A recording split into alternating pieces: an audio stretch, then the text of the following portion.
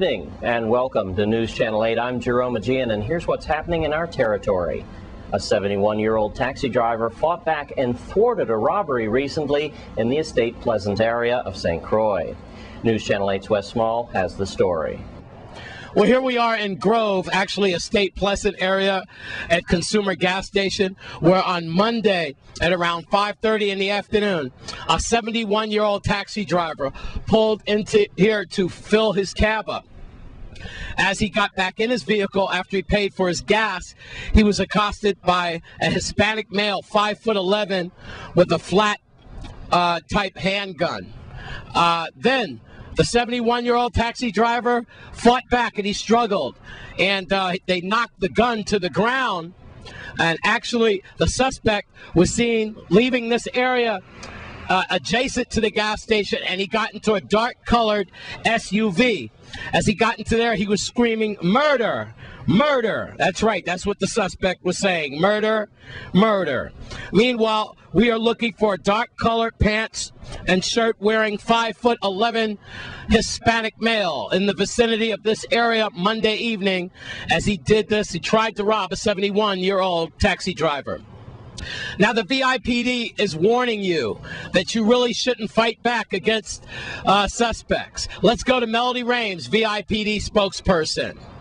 Yes, Wes. Commissioner James McCall continues to caution residents not to interfere with suspects involved in criminal activity. We don't want any of our residents to get harmed, he said. Residents should otherwise concentrate on providing police with a detailed description of the suspect, especially some things that may set them apart from other people, such as facial hair, a tattoo, a scar, a particular accent, and also look at the vehicle that may be used in the crime. Does it have a dent, fancy rims, writing on the windshield, or bodywork that's visible? Any additional information that you can give police, no matter how small you think it is, can be the clue that can help bring the perpetrator to justice. Reporting from Consumer Gas Station, I'm Wes Small for News Channel 8.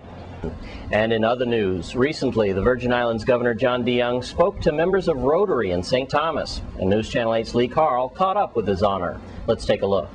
Governor John DeYoung here at Rotary Sunrise, and just came back from a whirlwind trip before going to the vets. Where are you going, to St. Croix or something? I'm going to the Veterans Parade in St. Croix this morning and the ceremony, and I'm coming back to St. Thomas to do the one this afternoon. Busy. Enjoyable, and you have to show appreciation and respect to the veterans. Quick ask. Have you seen the picture in the paper about the windmill at Tutu Park Mall? No, not yet. No, it's in today's newspaper? They're building it. What do you think? You know, I think anything such as, capitalizing on wind power, I think is tremendous. And I think if we can do that, yes, I know we're doing the rules and regulations. We're looking at how we get them permitted.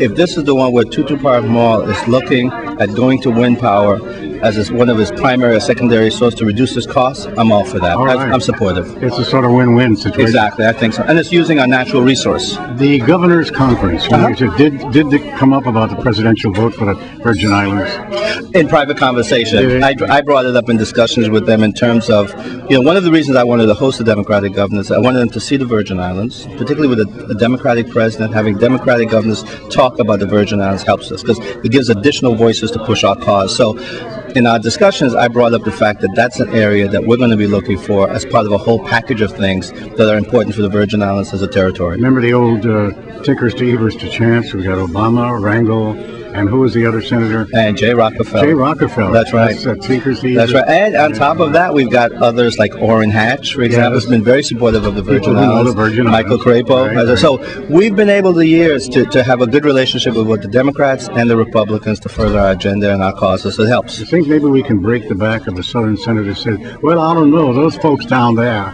don't pay any taxes, right? Think we can break the back of that eventually now? I think a lot of them realize we pay quite a bit in taxes and we pay a lot to our local treasury to sustain the Virgin Islands. I could talk about politics, but in this day and age, everybody's a Paul role. Or now, they own the financial services companies, they're now bank holding companies. All those issues tie in to how this country has to function. At the same time are the issues, the international issues. But domestic policy for the next couple of months will drive the entire agenda. And when you look at that, you then translate it, I think, to our local economy and our players in terms of this election that just came about and what was different about it. There are many that have various opinions as to what happened, but what was very interesting is if you take it by island, there was the same sort of hope, I believe, and opportunity that was in the campaigns, but very different campaigns, both in terms of aggressiveness, both in terms of visibility. And clearly some of that was driven by resources or the inability to have resources. Some was driven by experience. Your more experienced candidates knew what to do, how to do it, how to touch, how to reach out. On St. John, we had a change. We went from one candidate to another. That's now the senator-elect who had been there before.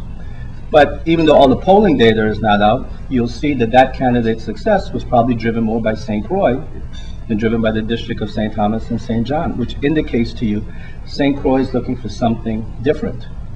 When you look at the island of St. Croix, there was change. There was change that was based on bringing new candidates in. But even when you look at the candidates, the word new doesn't really fit because they had either run before or they'd always been involved in some sort of public service one way or the other, whether it had been in a political organization or in a community organization.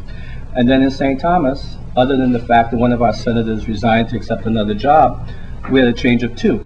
But even in that case, we went back to those that are experienced. So the electorate, to a certain extent, was really sending a message to us that we want things different, but there's a certain level of comfort and experience that we're looking for within our candidates. And that message came through, I think, very loud and clear. The question now becomes, what do we do with respect to that, both as the executive branch and how they organize? Are they going to organize along districts? Are they going to organize along party? Along party with the majority of Democrats. And I think that's an indication of what happened with Senator Obama. The fact that Senator Obama came in, I think, caused a sweep. An emotion was there that right now there's a tremendous opportunity. An opportunity to embrace and come with his same principles that are necessary. On the other hand, the issues, I think, mirror to a certain extent a lot of the national issues. And we have the same issues that are there altogether. We have healthcare issues that we have to deal with. The fact that we have 2 hospitals, 3 community health centers, varying professionals within the practice, whether it be from doctors to medical providers, issues that we have to deal with one way or another. The stimulus package, they're looking at another bill in terms of the second stimulus package. How does the Virgin Islands participate? And we will participate. We participated in the first one, and our ideas are the same as before. Capital infrastructure projects, counter-cyclical social programs, and the other recommendation we made is that with a changing financial services industry, with the loss of bond insurers, municipalities no longer can access the capital markets the way they used to. So the federal government needs to look at programs similar to what they're doing for corporate entities that allows governments to access the capital market and give them the strength that is necessary to do it. And that's one of the suggestions that we've made. Cost of living is a tremendous issue that we're going to have to deal with in the next couple months. WAPA may have gone down 34% on the LEAC, 24% on our bill, which is a second reduction based on what we've done, but it still doesn't address the fact that we're still on fossil fuel. So what are we going to do to get off this fossil fuel? We issued the RFP. The RFP is supposed to be coming in, and we're looking at a host of things, from solar to wind to alternative. We're even looking at coal and petcoke to see how does all of that fit in with a preference towards renewables more than anything else.